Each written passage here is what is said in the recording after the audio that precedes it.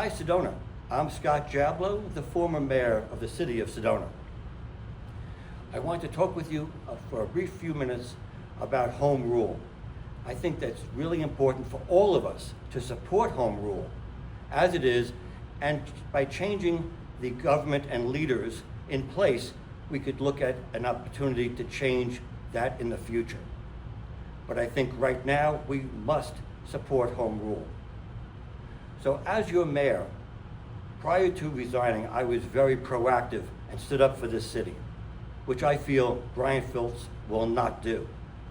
A prime example is for the year or so before resigning, I stood up at the state capitol and worked with Senator Fincham and Senator Kavanaugh and others in the state capitol to change short-term rentals. Everybody knows I was very vocal about an equal policy for short-term rentals, not one-sided to just support short-term rental owners. We need to support local residents so that we have rights as well as short-term rental owners. I spent a lot of time, 7 days a week at certain points, organizing close to 40 mayors across the state.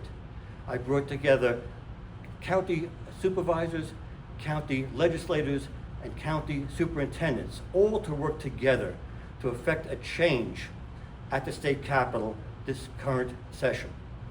Well, I was very sad to see that nothing continued after I left. This was a perfect opportunity for Brian Fultz to stand up for his community, to show his community what he could do if he won, and he did nothing.